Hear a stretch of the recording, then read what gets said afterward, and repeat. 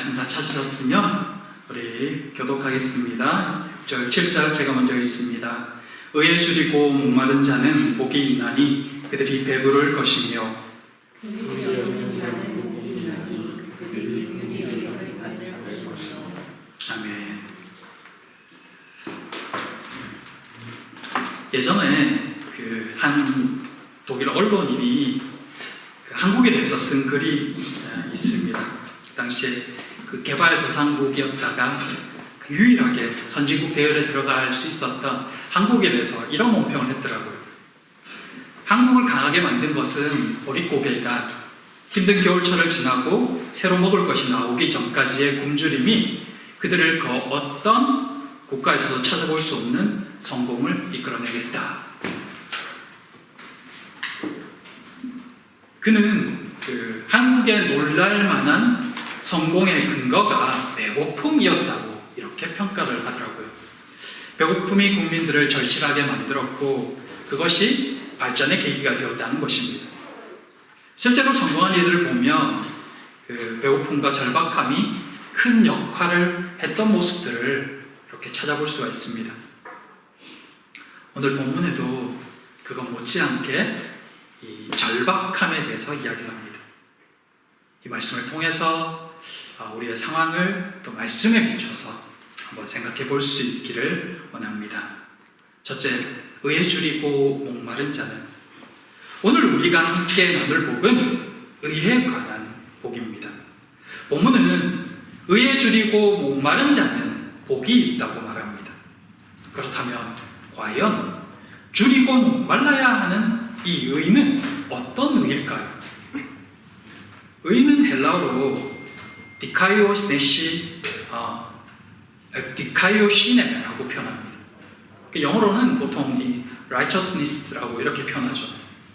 근데 성경에서 말하는 이 의는 세상에서 말하는 의와는 좀 차이가 있습니다. 세상은 이 의, 옳고 그름, 정의를 판단하는 기준이 법과 양심입니다. 하지만 그 법과 양심은 각 시대와 사람들과 상황에 따라서 수시로 변하곤 합니다. 지금도 바뀌고 있습니다. 그래서 과거에는 옳은 것이 지금은 틀린 것이 될 수 있고, 과거에는 틀렸던 것이 지금은 옳은 것이 되기도 합니다. 요즘 정치판에서 많이 보죠. 법을 가지고 법기술자들 이런 이야기들 많이 보더라고요. 어떻게 갖다 내냐에 따라서 기준이 달라지는 것을 보면서 그렇구나 이런 생각들을 했습니다. 근데 실제로 그런 걸 다 떠나서 우리가 예전에 들었던 간통죄 또는 동성애 이런 부분들이 지금은 괜찮은 게 됐잖아요. 예전에는 틀린 것이었거든요. 이 외에도 많은 것들이 내일이면 또 바뀔 수 있습니다. 그래서 그것은 잠시 세상에서는 최소한의 질서를 지켜주는 기준이 될 수는 있지만 영원한 기준은 될 수가 없는 것입니다. 그것이 세상이 말하는 의의 모습입니다. 그러나 성경에서 말하는 의는 이 세상의 것과는 다릅니다. 이전은 율법 외에 한 의가 나타났으니 율법과 선지자들에게 증거를 받은 것이라. 성경은 이 의를 하나님의 의라고 표현합니다. 또한 곧 예수 그리스도를 믿음으로 말미암아 모든 믿는 자에게 미치는 하나님의 의인이 차별이 없느니라. 모든 사람이 죄를 범하였음에 하나님의 영광에 이르지 못하더니 그리스도 예수 안에 있는 속량으로 말미암아 하나님의 은혜로 값없이 의롭다 하심을 얻은 자 되었느니라.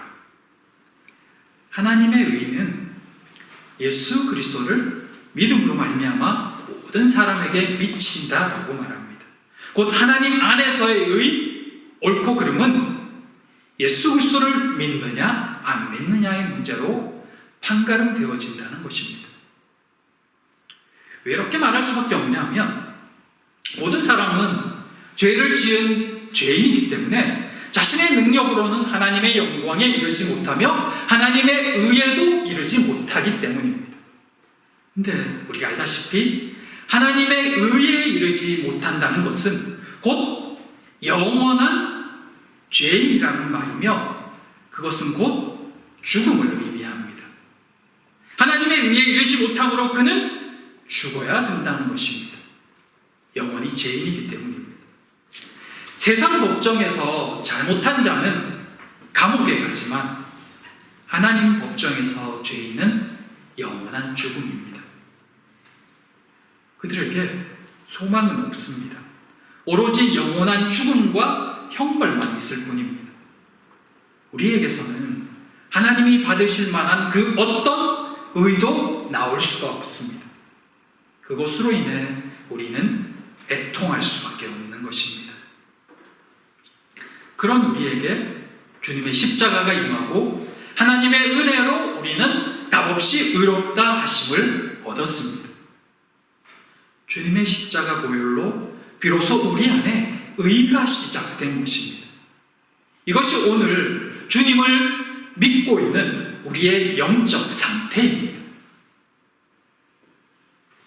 이것을 믿은 후에야 비로소 오늘 본문이 이해되어집니다.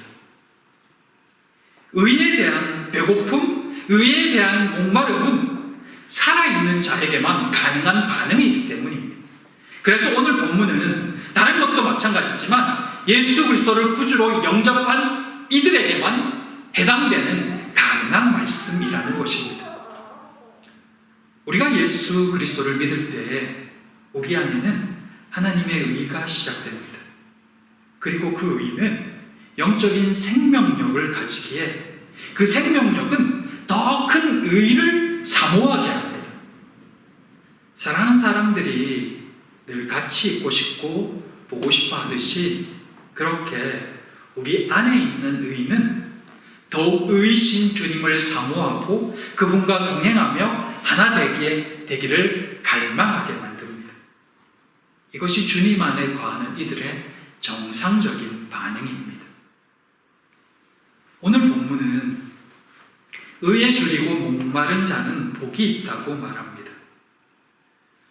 줄이고 목마름이라는 이 단어는 배고픔과 갈증으로 인해 죽어가는 상태를 나타내는 말입니다. 너무 굶주리고 목말라서 죽기 직전이라는 뜻입니다. 곧 의에 줄이고 목마르다라는 이 표현은 며칠을 굶으면 모든 것이 음식으로 보이는 것처럼 그렇게 죽을 만큼 간절히 하나님의 의를 사모한다는 것입니다. 성경은 그가 복 있는 자라고 말하고 있습니다. 복이 있는 그리스도인은 언제나 주님과 온전한 관계를 유지하고 싶어서 늘 주님을 갈망해하며 목말라하며 배고파한다는 것입니다. 주님과 동행하고자 몸부림친다는 것입니다. 우리는 어떻습니까? 예수 그리스도를 영접한 우리는 하나님과 바른 관계를 맺고자 하나님과 동행하고자 얼마나 애쓰고 있을까요? 우리는 그리스도인입니다. 예수 그리스도를 구주로 영접한 그리스도인입니다. 그래서 우리 안에는 하나님의 의가 있습니다. 하나님과 동행하고픈 마음과 주님 안에서 잘 믿고 싶은 마음이 우리 모두에게 있습니다. 그러나 복 있는 사람의 삶은 그 마음을 가지는 것 정도로는 어렵습니다. 왜냐하면 우리에게는 하나님의 의도 있지만 세상적인 목마름의 유혹도 여전히 존재하기 때문입니다. 그리고 왜곡된 의도 존재하기 때문입니다. 우리가 세상에 거할 때에는 오로지 세상적인 목마름만 있었습니다. 그러나 예수 그리스도를 영접한 이후 우리 안에 또 다른 목마름, 하나님의 의, 거룩함의 목마름이 생겨났습니다. 그 이후로 끊임없는 싸움이 그리스도인 안에서 일어나는 것입니다. 그리스도로 거듭난 영은 죄로부터 벗어나기를 갈망하고 거룩을 향해 나아가기를 원하지만 죄에 익숙한 우리의 육신은 그것을 자꾸만 방해합니다. 그 싸움이 얼마나 심했으면 이 바울 사도조차도 오라 나는 공고한 사람이로다. 이 사망의 몸에서 누가 나를 건져내랴 라고 하며 자신의 연약함을 고백하곤 했습니다. 근데 이것은 어떤 면에서 보면 지극히 당연한 반응이죠. 그런 말이 있죠. 죽은 말은 걷어차도 움직이지 않는다고요. 그러나 산자는 반응하게 되어 있습니다. 그래서 우리도 끊임없이 죄와 의로움 속에서 하나님의 진리의 말씀과 세상의 그 기준 앞에서 끊임없이 싸우는 것입니다. 그렇게 의를 갈망하며 주님과 동행하기를 더욱 사모할수록 우리 안에 죄의 본성은 점점 죽어지고 우리의 영혼은 점점 자유함을 누리는 것입니다. 의에 줄이며 목말라 할수록 주님 안에서 말씀에 순종하며 더욱 온전히 행하고자 몸부림칠수록 주님과 동행함의 기쁨을 더욱 누리게 된다는 것입니다. 우리는 예수님을 믿습니다. 그러기에 점검이 필요합니다. 나는 주님을 향한 갈망함이 있는지, 주님의 말씀을 순종하며 그분을 따르기를 정말 원하고 있는지 말입니다. 만일 그렇지 않다면, 그런 마음이 식어져 있다면 왜 그런지 살펴야 합니다. 우리의 영혼이 병들고 하나님과 멀어지고 있다는 증거이기 때문입니다. 세상 것에 배불러 있는 이들은 하나님의 의를 위해 목숨 걸지 않습니다. 물질의 권력의 세상에 취하면 하나님의 의가 중요하지 않습니다. 어쩌면 하나님께도 관심이 없을지 모릅니다. 자기 자랑과 교만에 배불러 있는 자는 주님의 제자가 될 수 없습니다. 내 생각에 사로잡히는 순간 이미 말씀은 들리지 않습니다. 그리고 점점 하나님과 멀어지죠. 하나님의 마음을 아프게 하며 성령을 근심케 하는 이가 됩니다. 사랑하는 성도 여러분, 우리가 알다시피 자기 의로 가득했던 유대 종교인들은 결국 주님을 버렸습니다. 주님을 만난 바울은 자기 의를 버렸습니다. 우리는 지금 무엇을 버리고 있으며 또 버리고자 노력하고 있습니까? 분명히 주님은 의를 위하여 모든 것을 버리며 주님으로만 목말라하며 배고파하는 이들은 배부를 것을 약속하고 계십니다. 세상 것과 자기 힘으로 충만한 자들은 결국 영원한 배고픔을 당하게 될 것이지만 의를 갈망하며 주님으로만 목말라하는 이는 채워주심을 경험하게 된다고 말씀합니다. 내게 들을지어다. 그리하면 너희가 좋은 것을 먹을 것이며 너희 자신들이 기름진 것으로 즐거움을 얻으리로다. 너희는 귀를 기울이고 내게로 나와 들으라. 그리하면 너희의 영혼이 살리라. 내가 너희를 위하여 영원한 언약을 맺으리니 곧 다윗에게 허락한 확실한 은혜니라. 사랑, 우리 모든 성도님들마다 하나님의 의를 더 사모할 수 있기를, 거룩을 사모함으로 하나님의 좋은 곳으로 영원히 만족함을 얻는 그런 복이 있기를 간절히 소망합니다. 둘째, 긍휼히 여기는 자는. 팔복의 이 다섯 번째 복은 긍휼입니다. 긍휼히 여기는 자, 그에게 약속된 긍휼이 있습니다. 여러분은 긍휼하면 무엇이 떠오르나요? 이 긍휼의 의미는 자비로움, 이런 의미가 있습니다. 이 단어를 이해할 수 있게 하는 가장 이렇게 첫 생각이 들게 하는 성경 본문이 바로 그 선한 사마리아인의 비유입니다. 누가복음 10장에 보면 누가 네 이웃인가 묻는 질문에 예수님께서 강도 만난 사람을 치료한 선한 사마리아인의 비유를 하시죠. 사마리아인이 강도 만난 사람에게 행한 행위, 그것이 바로 긍휼이 여김입니다. 긍휼은 단순히 마음에 느끼는 동정이나 연민의 차원이 아니라 행동하는 연민, 용서하는 긍휼인 것입니다. 세상에도 선행을 베품이 있고 친절도 있습니다. 그들의 선행이 가끔 매스컴에 등장하기도 하죠. 그것은 사람 안에 있는 하나님의 형상 때문입니다. 그러나 그럼에도 그것은 성경이 말하는 긍휼과는 차이가 있습니다. 내 것을 희생해서 베푸는 이들도 있지만 성경이 말하는 긍휼과는 다른 것은, 긍휼과 다른 이유는 그 세상이 가지는 한계 때문입니다. 근데 사실 세상은 근본적으로 긍휼에는 많은 관심이 없습니다. 긍휼보다는 복수에 더 관심이 있죠.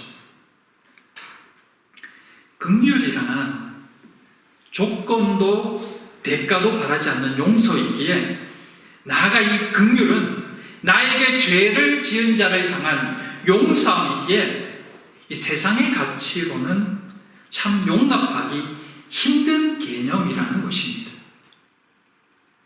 동정과 연민으로 선행을 베풀 수는 있지만 내게 악을 행한 자에게까지 긍휼을 베풀어 용서하고 그를 돌본다는 것은 거의 불가능한 일입니다.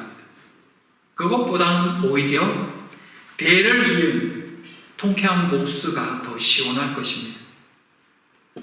그렇다면 우리는 이런 긍휼을 베풀 수 있을까요? 우리가 익히 아는 그 손양원 목사님처럼 아들을 죽인 자를 아들로 삼는 그런 사랑과 긍휼을 우리는 베풀 수 있을까요? 근데 본문을 그대로 읽으면 마치 우리가 긍휼을 베풀어야 하나님이 그 보상으로 긍휼을 베풀어 주시는 것처럼 그런 뉘앙스를 띱니다. 하지만 실제 우리는 이런 긍휼을 베풀 만한 능력이 없습니다. 하고 싶지도 않습니다. 더구나 우리에게 악행을 행한 자를 향한 용서가 있는 긍휼은 감당이 되지가 않습니다. 그렇다면 우리는 하나님의 긍휼하심을 입지 못하게 되는 걸까요? 하나님의 용서도 받지 못하게 되는 것일까요? 호세아 11장 8절에 이런 말씀이 있습니다. 에브라임이여 내가 어찌 너를 놓겠느냐? 이스라엘이여 내가 어찌 너를 버리겠느냐? 내가 어찌 너를 아두마같이 놓겠느냐? 어찌 너를 스보임같이 두겠느냐? 내 마음이 내 속에서 돌이켜 나의 긍휼이 온전히 불붙듯 하도다. 여기 등장하는 아두마, 스보임은 소돔과 고모라를 말합니다. 이스라엘이 범죄했죠. 죽을 죄를 졌습니다. 근데 하나님께서는 이 범죄한 이스라엘을 징계하시지만 결코 그들을 버리지는 못하겠다라고 말씀합니다. 그것이 긍휼입니다. 범죄한 이스라엘이지만 결코 버려둘 수 없는 마음, 그들이 안타까워서 못 견뎌 하시는 하나님의 마음, 그 긍휼하심의 최고의 표현이 바로 주님의 십자가입니다. 우리를 긍휼히 여겨주신다는 것입니다. 전혀 받을 만한 가치가 없는 죄인인 우리를 위하여 먼저 사랑하시고 먼저 용서하시고 긍휼을 베풀어 주신 것입니다. 그렇게 우리는 아버지의 긍휼하심을 입었습니다. 그리고 그 긍휼하심을 입은 우리에게 이제 주님의 긍휼하심을 심어주셨습니다. 그래서 우리는 이제 긍휼을 베풀 수 있다는 것입니다. 그러니 이제는 긍휼을 베풀라는 것입니다. 우리도 긍휼을 베푸는 자로 살아갈 수 있다는 것입니다. 내 힘으로는 사실 불가능하지만 예수 그리스도의 십자가의 사랑과 긍휼하심으로 인해 우리도 긍휼의 마음을 가지고 이웃을 긍휼히 여길 수 있게 된다는 것입니다. 그래서 긍휼의 마음 또한 성령의 열매입니다. 우리의 힘으로는 온전히 긍휼히 여길 수 없지만 성령께서 우리에게 그 마음을 부어주실 때 우리도 우리를 대적하는 이들을 향해서 긍휼의 마음을 가질 수 있습니다. 악으로 악을 대적함이 아니라 그들을 향해 불쌍히 여기는 마음을 가지게 되며 용서할 수 있는 단계까지 이른다는 것입니다. 우리 안에 계신 성령 하나님으로 인해 우리 안에서 긍휼의 마음이 흘러나오는 것입니다. 그것을 잘 설명하고 있는 것이 1만 달란트 빚을 탕감받은 자의 비유입니다. 마태복음 18장에 보면 그 용서의 비유로 왕에게 1만 달란트 빚진 자의 비유가 나오죠. 그는 왕에게 1만 달란트를 빚졌는데 그 빚은 그 몸과 아내와 자식들 모든 소유를 팔아도 갚지 못할 빚이었습니다. 놀랍게도 왕은 그를 불쌍히 여겨서 그 모든 빚을 탕감해 주죠. 근데 그가 나가다가 자신에게 100데나리온 빚진 자를 만나서 빚 갚을 것을 종용하면서 그 빚을 갚을 때까지 감옥에 쳐넣습니다. 나쁜 사람이죠. 하지만 실제 액수를 듣게 되면 조금 생각이 달라집니다. 1달란트는 6,000데나리온입니다. 1만 달란트는 지금 액수로 환산하면 5조 원쯤 됩니다. 그리고 100데나리온은 하루 일당 한 5만 원 정도로 10만 원 좀 더 되겠지만 5만 원으로 잡으면 5,000불 정도 됩니다. 100데나리온이 5,000불? 일당을 10만 원 정도로 잡으면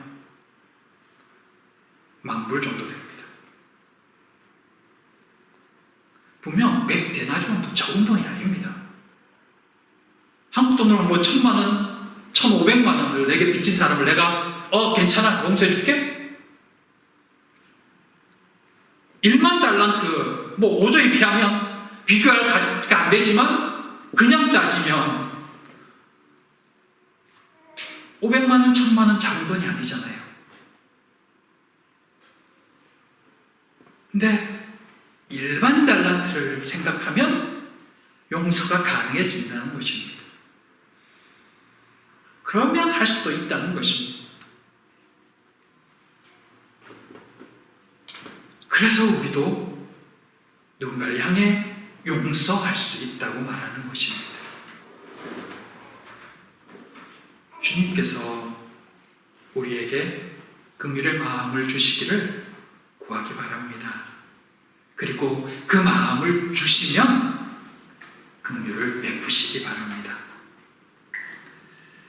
때로 어떤 이는 이렇게도 표현하죠. 못된 사람이죠. 당신이 긍휼함을 받았으니 내 죄도 용서하는 것이 마땅하다. 그러면서 자신의 잘못을 정당화시키는 소위 후한무치의 사람을 만날 수도 있습니다. 그래도 불쌍히 여겨주십시오. 정말 소망이 없는 불쌍한 사람이기 때문입니다. 야고보서 2장 13절에 이런 말씀이 있습니다.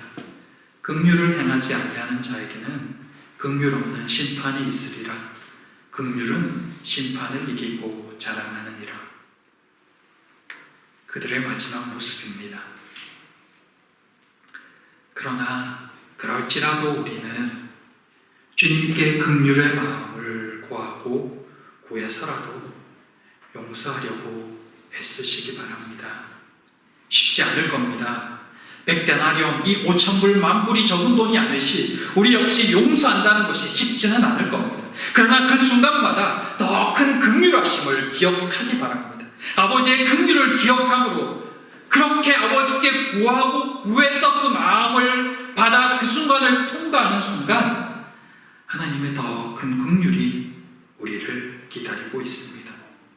그것이 주님의 약속입니다. 긍휼히 여기는 자는 긍휼히 여김을 받을 것이니라. 은혜는 물에 새기고 원수는 돌에 새기는 세상이라 할지라도 우리는 아버지의 눈으로 세상을, 이웃을 바라볼 수 있기를 원합니다.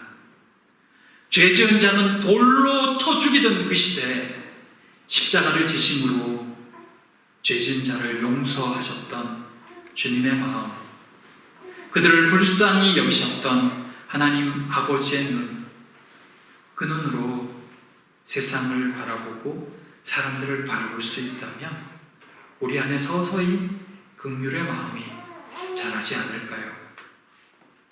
우리 주위에 살펴보면 긍휼이 필요한 이들이 꽤 있습니다. 그들에게 진심 어린 따뜻한 말 한마디, 카톡 한 줄, 전화 한 통이 그 영혼을 살리고 주님께로 돌아오게 할 수도 있습니다. 악을 악으로 갚지 않도록 힘써야 합니다. 다른 사람의 약점을 들추고 다른 사람의 실패를 이용하는 것은 주님이 기뻐하는 마음이 아닙니다. 타인의 감정을 진심으로 보호해주고 격려의 말로 따스한 미소로 우리의 긍휼을 베풀 수 있기를 바랍니다. 그때 여러분을 향해 미소 짓는 그 주님의 모습을 느낄 수 있게 될 것입니다. 바라기는 사랑하는 우리 모든 성도님들의 긍휼히 여기심이 이 땅을 더욱 따뜻하고 주님의 사랑으로 가득한 곳으로 만들어갈 수 있기를, 그런 귀한 힘이 되는 우리 모두가 되기를 진심으로 소망하고 축복합니다. 우리 시간 같이 함께 기도했으면 합니다.